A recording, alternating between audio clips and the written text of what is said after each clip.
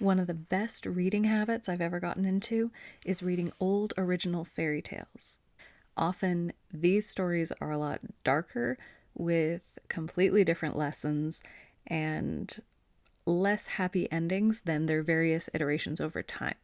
I think there are a lot of harsh truths, important lessons, and timeless moral questions to be found in old stories, in very old stories. And unless you read them yourself, you're not going to get the full impact of them.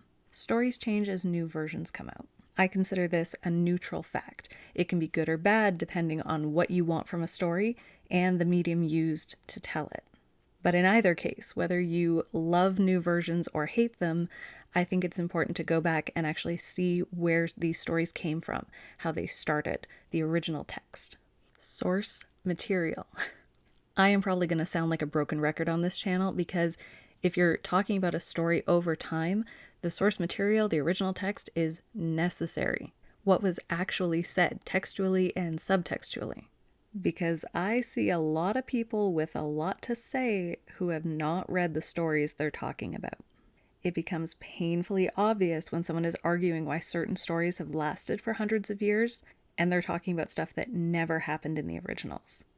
Or if they have read them, they interpreted them through such a narrow and specifically motivated lens that they have warped everything about the text.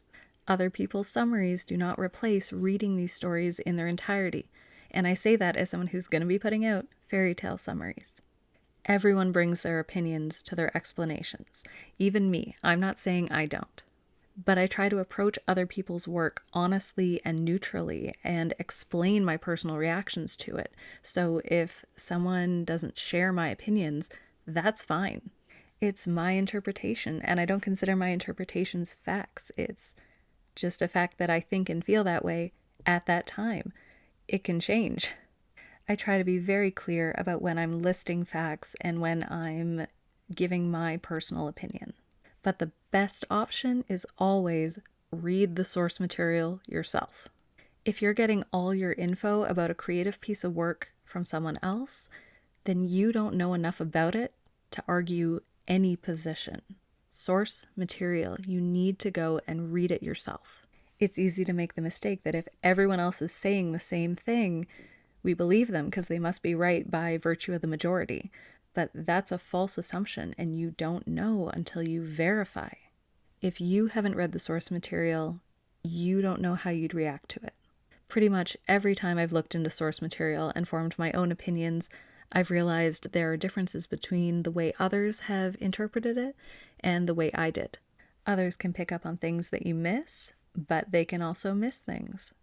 I'm not against reading other people's interpretations, but only you know what grabs you about a story, what makes it important to you, what stands out to you.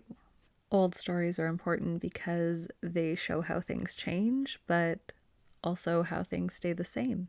Stories are windows to the past. What has been changed about them, and what have we lost and gained in doing so? Because with every change, there is a loss and a gain. People change stories because they think they can make them better. If most people agree, those new versions become successful, even more successful than the originals. If most people don't, they don't. But you'll never have a clear picture of how the stories change unless you go back to the beginning and read the source material. Read fairy tales, especially if you're someone who talks about them or you're trying to make points based on them. You need to know what you're talking about, and a lot of people don't. A lot of them you can get through in less than an hour.